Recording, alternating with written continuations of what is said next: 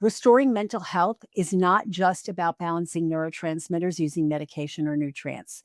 On today's episodes, we're going to be exploring the role of genetics, diet, and environmental issues, including vaccines, that can impact mental health and help to get the person healed on a whole person level. Welcome back to Metabolic Health Solutions, where we empower health professionals and health seekers to address the root cause of metabolic imbalances and overall health challenges. I'm Dr. Ritamarie Loscalzo. I'm the founder of the Institute of Nutritional Endocrinology.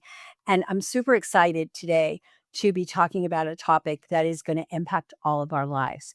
So I'm super, super thrilled to be having as a guest today, Mary Parker.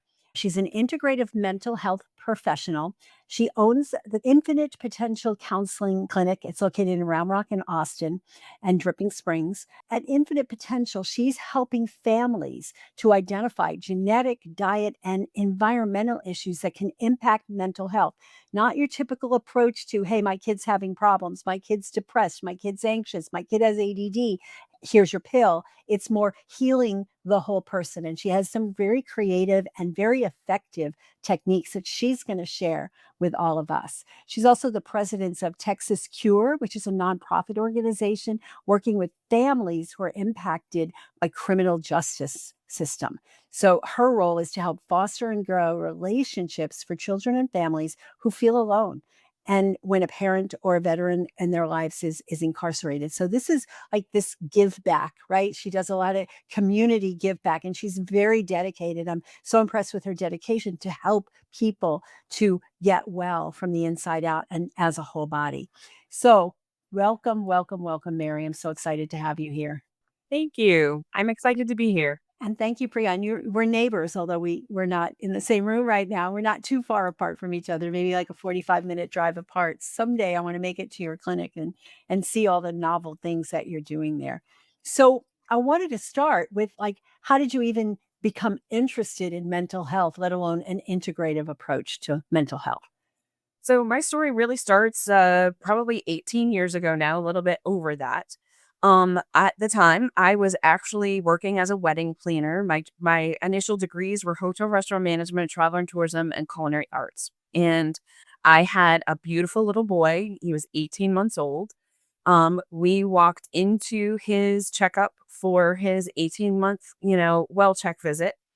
I only allowed one vaccine because I was already really, really hesitant. I wasn't really sure that this is what I wanted to do. I only allowed them to give him DTaP. And he started screaming at that appointment. He screamed for 3 days. He was completely unconsolable. There was nothing that I could do. And then on the third day, seizures started. And he went from walking, talking, working on potty training at this point in time. He was really, really energetic and really curious about the world, to seizures and back in diapers. And he lost the ability to walk and talk. So we were completely stunned. We had no idea what to do. We weren't getting answers from the traditional healthcare system. We were collecting doctors and diagnoses like we were trying to catch Pokemon. Uh, it was just, we got to collect them all. Oh my. Um, and we just weren't getting anywhere. And the doctors Yeah. that we were working with, it felt more like I was being told, suck it up, just deal with it. He's disabled. And that was not okay with me. And it was more of an ego competition between the doctors.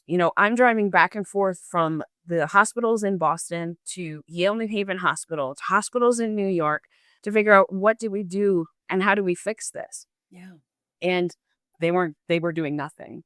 And even when I got them to collaborate, it was, well, you shouldn't be doing that. You should be doing what I'm telling you to do. And I got fed up and I was like, you know what? None of you are helping me. I'm not getting any answers and I'm done. So I stepped out of the traditional medical system and I went back to school. And at the time, I was lucky enough that I was living in Connecticut near Yale New Haven Hospital. So I got to do part of my practicum and internship hours in the Yale Child Study Center. And I actually got my child into the genetics department there.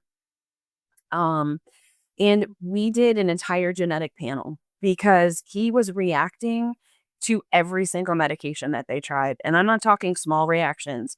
These were massive reactions. If there was going to be a reaction, he was having it and it was over the top.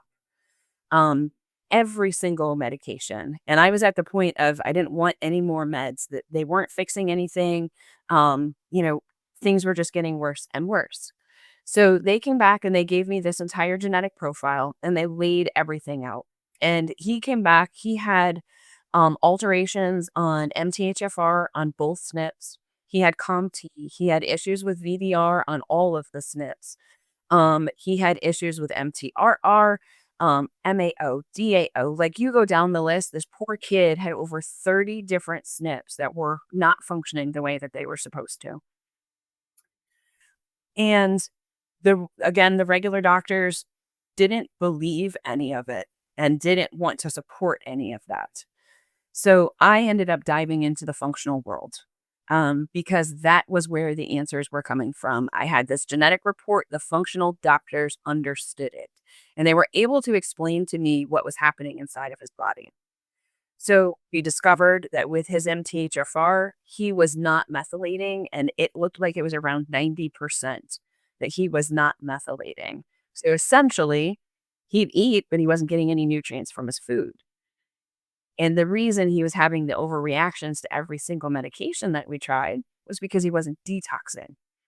So they automatically went into his body and flooded all of his organs.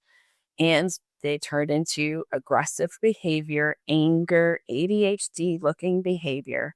And when we pulled all of these medications out of him and started the detoxification process and moved over to a completely organic diet, um, we just cleaned his entire life up. Everything went away. Wow. Wow. So going down that path with my son, I had to learn all of this stuff. And we still use all of these things today. He is 20 years old. He graduated high school at 16, and he's going to graduate college before he turns 21. Wow. So it's absolutely possible for you to heal and for you to find the answers outside of the medications. And the ADHD medications, we're literally giving our children methamphetamines. Why would we do that? Right. Yes, exactly. You know? Exactly. Wow. So you did this study, and so how long before you were able to help? It was 18 months when he had the vaccine and when he started to go downhill. How long before he started to come back? And did he recover like all the well, milestones? So he started coming back within, I would say, 3 months, but it was 3 months from when the injury happened to when I was actually able to start getting questions answered and get the genetic results and have all of that stuff going on. He was then shook by a daycare provider at the age of 3, and suffered a traumatic brain injury. So we had to alter stuff so that we could fix what was happening with his brain. And we added on some additional treatments like hyperbaric oxygen and neurofeedback, and a much higher fat diet at that point in time so that we could help his brain to heal. Yep. Wow. Wow. And so you learned all this stuff and you ended up getting your degrees. And tell us what happened from that. That was out in the East Coast. Now you're in Texas. How did you create this center in Texas? Well, so we had a practice in Connecticut. We moved from Connecticut to Texas in the middle of COVID, because he has vaccine medical exemptions. And we were definitely concerned about the loss of exemptions in the state of Connecticut. They had already taken away philosophical and religious exemptions. And we had spent that prior year, just before COVID happened, fighting at the state capitol in Connecticut to keep religious exemptions, um, and the medical exemptions. We lost the religious ones. Medical was the only thing that was still on the table. But when COVID hit, we knew that that fight was over with. There was no more winning. They were going to use this as the door so that they could get rid of all exemptions. And they did. We moved here January of 2021. And in February of 2021, they took away even medical Good exemptions. timing. Yeah. Good Yep. timing. Wow. So your practice centers around mostly kids, mostly teenagers, and I'd love to hear some of the unique things, because when we had our conversation a few months back, and I was like, "You do what? You do what?" And, a lot of nature and animals and all that. So I would love to hear how that works, and then I'd love to hear how you would, like, if I walked in the door with my seven-year-old who's difficulty with the behaviors and all this other stuff, how would you go about assessing and then, working up a plan for him or her? Okay. So, first question was the sensors. Yeah. So right now we have the office in Round Rock, which is a traditional counseling office. However, inside of this practice, we have counselors that work across the age span. So I work with kids as young as 3. I have counselors that work all the way through 100. When it comes to the functional side of stuff, I'm the practitioner that's doing all of that. So it doesn't matter the age group. But when it comes to one-on-one counseling, I specialize in kids 3 to 12. I love that age group. I love the kiddos that are having the temper tantrums, that have been diagnosed with ADHD, that have severe anxiety, that are angry, because I know that there's something behind that and I can get to the root of that. No 3-year-old has anxiety. There's nothing for them to be anxious about. Right, So exactly. if they walk through my door and mom and dad are like, oh, they're so anxious. Okay, well, we need to take a look at what's going on in the What's gut going and on what's in the happening. Mhm. Yep. Yep. Um, so when a client comes in and they're doing the process with me, I do a full intake. I'm going back to pregnancy. What were labor and delivery like? Were there any red flags? Did mom have preeclampsia or toxemia during pregnancy? Was an epidural used? Was there a C-section? Because we know that if a C-section occurred, then the child did not get the bacteria that they need from the vaginal cavity during delivery. So we know already we have possible gut dysbiosis, and there's things happening in the body that are going to have to be addressed to fix that. I asked questions about the successfulness of breastfeeding. Was there a tongue tie? Was there strawberry birthmark? How long did jaundice last? Because we know that if you're born with jaundice, the liver's already struggling to function because mom's probably wasn't functioning during pregnancy correctly. But these are all also biological markers that we need to be looking at the genes and what's going on there.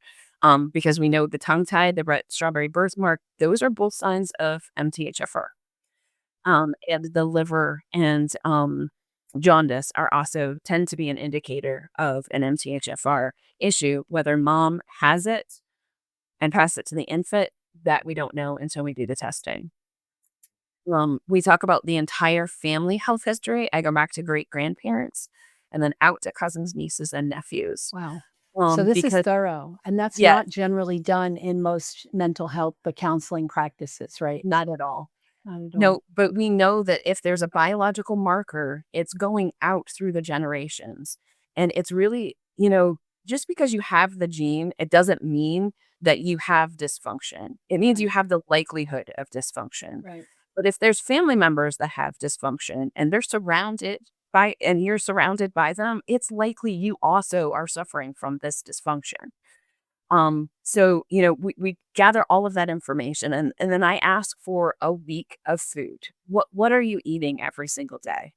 And when you tell me you're eating chicken, are you eating, the cheap chicken or are you eating the stuff that's been air chilled and has no, bleach on it and all of those things that they do to our chicken and also to our beef and pork. So we talk about all of those things. We talk about sleep. What does a sleep look like for you? How consistent is your sleep pattern? How rested are you in the morning? And what's your energy level throughout the day? And then we also talk about screen use because screens have a huge impact on all of our health, but definitely on our mental health. And they do play a part for people that have some of these alterations to their genes. They could be a little bit more sensitive to things like the Yeah. Wi Fi and stuff like that. Yeah. And one thing you didn't mention as you were mentioning all this questioning, did you ask about their vaccine status, right? Yes. That's So we talk about vaccine status. We talk about any prior surgeries, repeated ear infections. How many times have we had strep throat? How many times have we taken antibiotics? Like I have this full questionnaire, and so that I don't miss any questions, I pull it out every single time. because we want to make sure that we're touching upon all of those things. Yes. Yes. And so when your child had this horrible reaction after their vaccine, how do you attribute that? Is it because they had such compromised detox pathways they couldn't handle it, or how do you explain that? So, what I learned along this process was that it probably started with me during pregnancy. I have a history of polycystic ovarian syndrome. It was actually diagnosed at the age of 12, and it was one of the worst cases the doctors had ever seen. I had over 100 cysts the first time that I went into the doctor. And I went in because I was in the grocery store with my mom, and out of nowhere, I just passed out. And when I woke up, I was in severe pain, and it was all in my abdomen. So they rushed me to the hospital, discovered all of these cysts, quickly diagnosed me with PCOS. And unfortunately, I didn't know all of this information. My mom didn't know all of this information. And immediately at the age of 12, it was birth control pills because they wanted to control the cysts, they wanted to control the cycles. So I was on birth control for a really long period of time and didn't have the healthiest diet. I got married really young. We ate a lot of processed food, and it was a high stress situation while I was pregnant. So all of these things contributed to, his susceptibility. And the genes, the SNPs that are altered for him, they do definitely like in now looking back and doing my family health history and his dad's health history, it runs through both sides of the family. Okay. Did you do your genes to compare to his to see like Yep. mom and dad and where he's got some of this stuff from? Or I'm assuming some of it was homozygous and Yeah. No, there were definitely alterations that, predominantly showed up on my report versus dad's report. But he had a lot that actually came from both of us. wow. Um, so all of this stuff is super important to hear because a lot of the people that are listening are health practitioners that are more, maybe geared towards adults. Maybe some of you are geared towards pediatrics, and hopefully you're listening in. But these are kind of questions we should be asking about everybody, right? Whatever they present with, these are all the pieces that I think are missing when we're trying to get to the root cause for most health issues, not just the mental health issues, but for, chronic digestive problems and whatnot.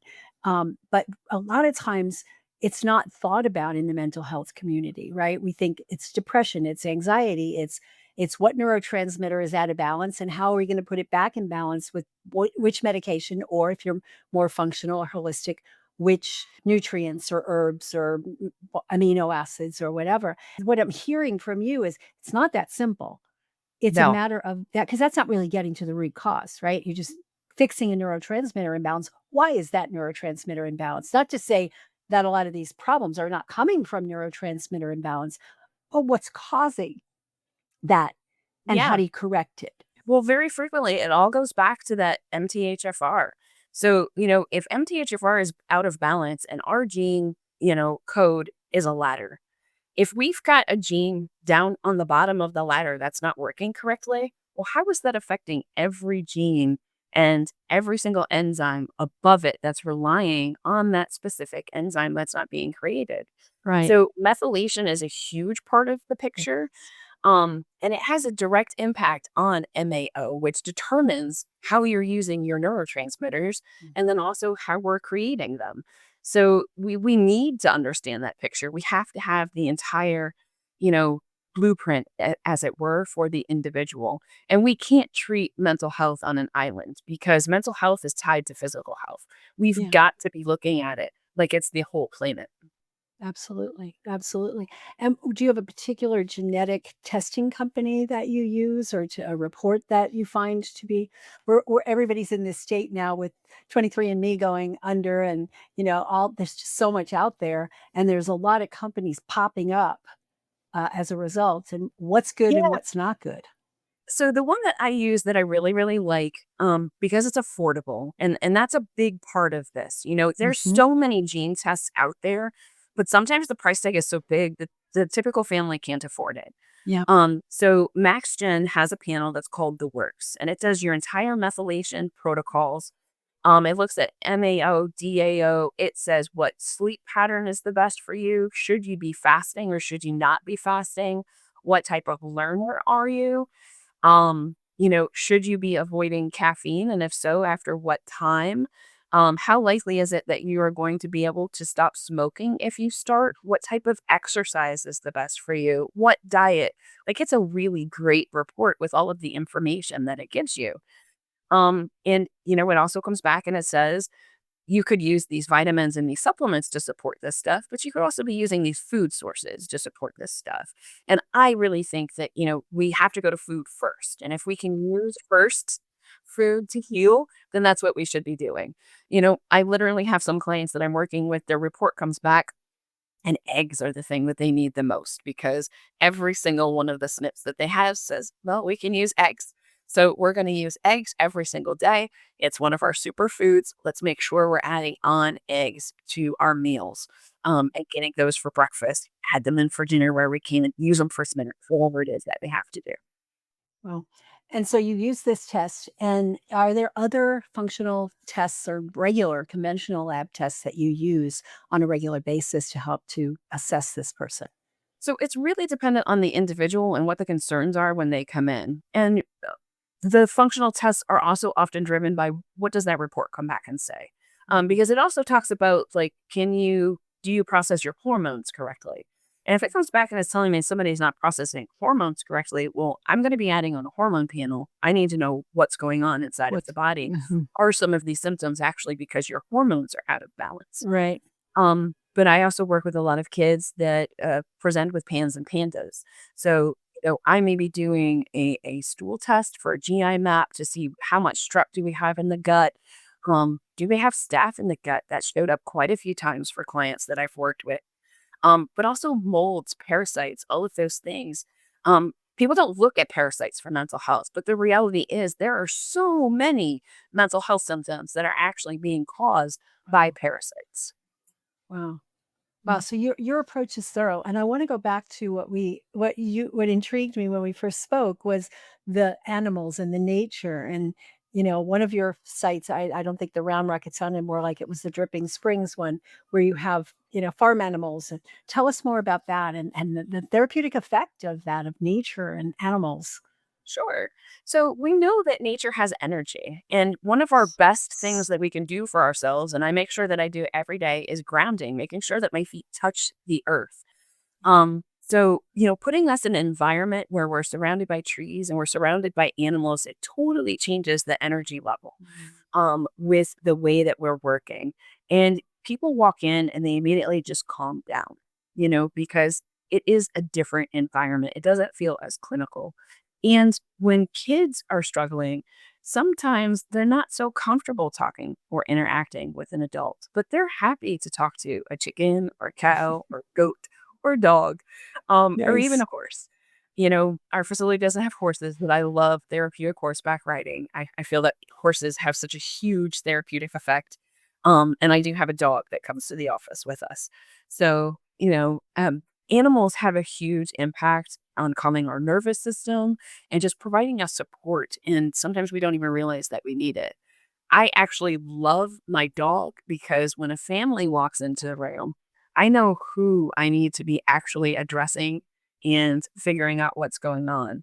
Because if he doesn't walk to the child that I'm being told is struggling and he walks to one of the parents, I know that I actually need to be asking some questions about what are mom and dad experiencing right now and who are they getting help from? And then how do I help them? Because I have to help them before I can help the kid. Before you can help the kid. Yeah, and I think that's really and that's an uncomfortable probably situation because the parents, here's the kid, this kid has a problem, but they're not necessarily turning the mirror on themselves to see what are we doing to facilitate these behavioral changes or other things. Wow.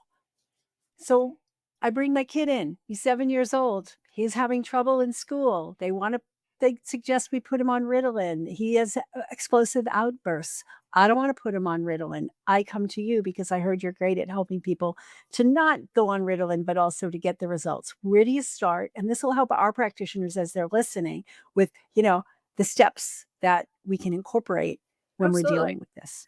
So we start with that functional test. I want to get that information back as quickly as possible because that is going to give me the information that I need to determine what are we going to do food wise, what are we going to do with vitamins or supplements if they're needed, and what do we need to do as far as sleep. But also, this report lets us know, is there a possible toxicity? Mhm. Because there's a whole section in the report that goes over food sensitivities and then things that you could be toxic in. So this is Um, the gene test that you yep, said, the yep. what did you It call has it? all of The those things in it. Max Gen gene test. Yep. So then Okay. I know, do I have some follow-up lab work that I need to be ordering and Yeah. request? And when they leave that first appointment, my number one recommendation for everybody is to get on a methylated vitamin. Because if you're walking into my office with anxiety or depression or ADHD, whatever the diagnosis is, we know that you likely have a methylation issue. Um, 80% of people, are probably walking around with a methylation issue, and anybody who walks through my door has one. Has one. Okay. I already know that. If you're a girl, you are more likely to have one. And if you're Hispanic, you're also more likely to have a Interesting. methylation issue. So, understanding that part of it, I have methylated vitamins that I recommend that they go on almost immediately. And we also talk on that very first appointment, we need to be looking at removing processed food, sugar, and food dyes from the diet. Those are a huge conversation. Our medical records program actually has that Clean Life, I think it is, or something like that, is a food, I guess, planning software that Mm, we can use. And they've just added on an integration with Instacart. So if I'm working with a family who comes back and they say to me, well, I don't know how to cook like this. We've only mhm. ever done processed food. Nobody ever taught me how to cook. Yeah. Well, then we're gonna use that Clean Life, and I'm gonna send you a menu plan, and that menu plan is gonna link right to your Instacart. It's gonna fill your cart for you, but all your Wow. recipes are there too. Oh, that's pretty cool. And I'm assuming this is after, you wanna run this test after you've done that extensive assessment Yeah, question we've already history done that taking. extensive Got intake. it. We've done the genetic test. If we need to order additional tests, I now know that. Yeah. And then we're working with the family, so we're not just if the 3-year-old comes into my office, I'm not really working with the 3-year-old. I'm No. working with mom and dad. Yeah. Because mom and dad are the ones that are in control of the food. They're in control of the chemicals that are coming into the house. Right. They're in control of the body care products that are coming into Yeah. the house. So that is also a big conversation that we have. We talk Yeah. about the things in our environment that we need to be changing. And most people don't think about the fact that your skin is your biggest organ. Anything Right. that you're putting on your body is being absorbed into it. So Yeah. if it's full of cancer causing, gene mutating food dyes and all of these things, your kid is absorbing those things too. Um, Very often, depending on the test results that I get back from the Max Gen report, we may be talking about detoxification. So, do I want to be using something like a zeolite? Do I want to be using charcoal? Do I want to be looking at an anti-parasitic? Because it's very likely that you have one based off of some of the things that come back in the report. So every person is individual. There's not really a like go-to protocol that I have for anyone outside of the methylated vitamins.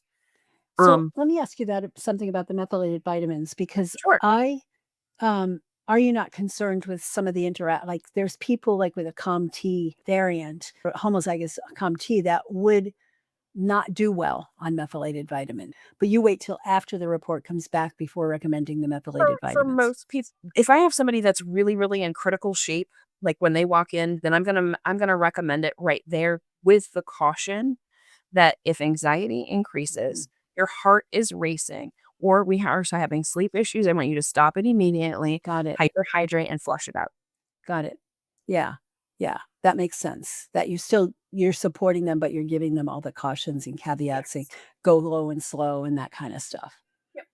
And with little kids, right? You talked about 3-year-olds. How are you getting them to take supplements? Because, at that age, especially if they have any autistic type Mhm. tendencies, right? They tend to be super sensitive and they're not going to be able to swallow pills certainly at 3.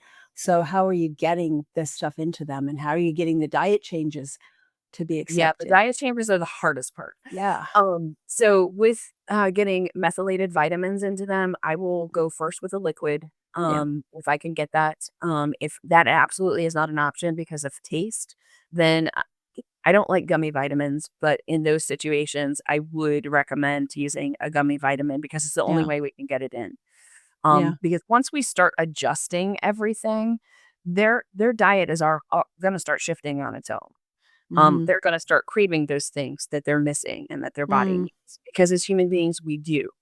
You know, when I go on carnivore, I know when I need vegetables because I'm like, yep, I'm going to go eat a dirty carrot right now. I'm going to pull it out of the ground Uh-huh. because I need the carrot right 'Cause your now. body needs it, right, the Yep. cravings, yeah. So we see that in the kids that we're working with too. There starts to be a slow transition. But I will also tell mom and dad hide stuff like field of greens in all of the food that you cook. Mm. Um, because I put a scoop in, stir it in. They don't know that it's in something that they're Mhm. eating. Tomato Uh, sauce or something where it's not gonna yep, be obviously whenever they're green. and if we can get a liquid that's like an orange flavored liquid, make some kind of orange smoothie or, put it in their orange juice so they can't even taste it. So I will work with mom and dad dependent on the individual, on some ways that we might be able to get some of these vitamins in without the fight. Do you ever look at blood sugar? Because my concern when you say orange juice, and there's so many kids that, by the time they're 7, they have, insulin resistance is already starting and their blood sugars are off the charts. Do you work with that? Do you see that very much in this population? So if we see a family history that is showing that there's diabetes throughout the family history and the genetic report comes back and it lets us know that there's already markers for that, yeah, Yeah. we're going to be asking those questions. And this is also when I would start talking to the parents about maybe we want to temporarily, and this isn't long term forever, but maybe temporarily we want to, while we're cleaning up this diet, really focus more on like the high fat type diets, keto, carnivore. But this report comes back and it will tell us, are you better on a hunter-gatherer diet? Are you better on Mediterranean? Are you better Right. on keto? Like, what is it that your genes are going to thrive on?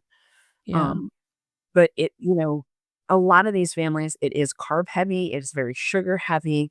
There's a lot of education that has to go into this is how we slowly remove sugar, this is how we slowly remove carbs and start replacing things with healthier choices. What about gluten? Do you find that there's a lot of gluten sensitivity in this population? I see that a lot in these reports. It is very rare that it comes back and says that there's not a gluten sensitivity. Yeah.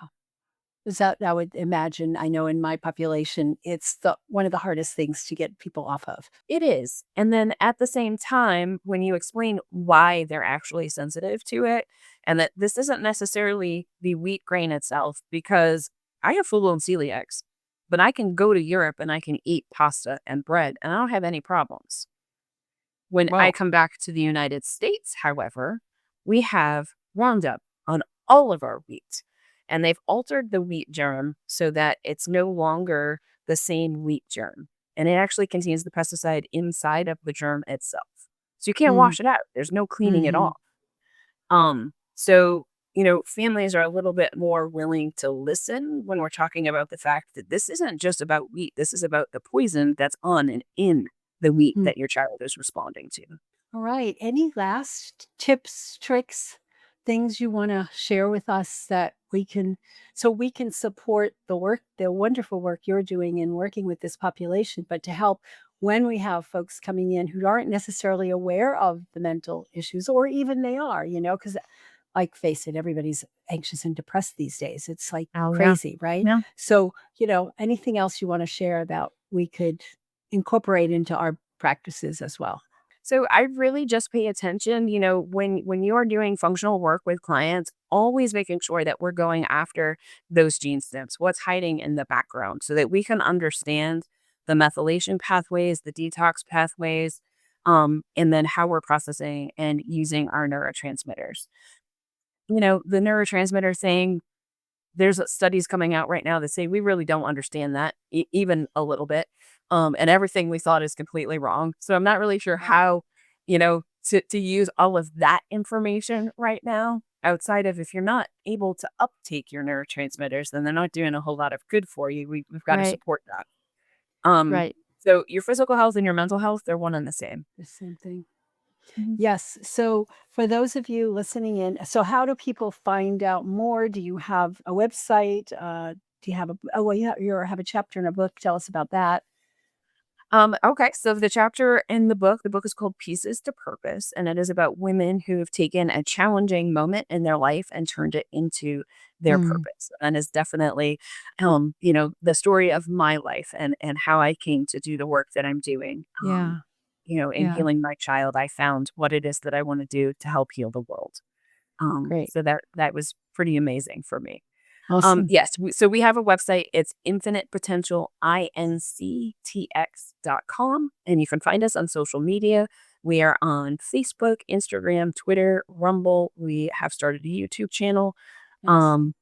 We're kind of all over the place. So Great. So should infinite be fun. infinite potential is the way to look it up, really. Yeah. And we'll have all the links in the show notes in the description. So you guys, if you want to follow up, you can.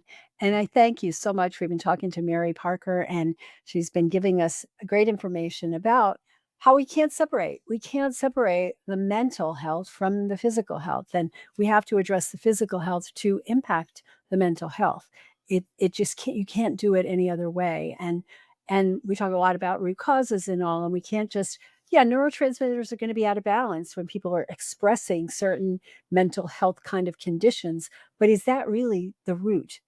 Is that really the deeper root? It's why are those neurotransmitters out of balance, and whether it's a toxic exposure, certainly there's going to be a genetic tendency there, whether it's gut dysbiosis, early introduction of antibiotics, vaccines, prenatal care, you name it, on and on. And all of these things have to be looked at, whether somebody's presenting with depression, anxiety, ADHD, memory loss, whatever. All of these things need to be taken into account. So thank you so much for being here.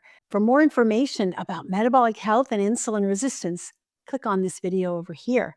And don't forget to like and subscribe and share this video to keep up to date on the latest in metabolic health solutions.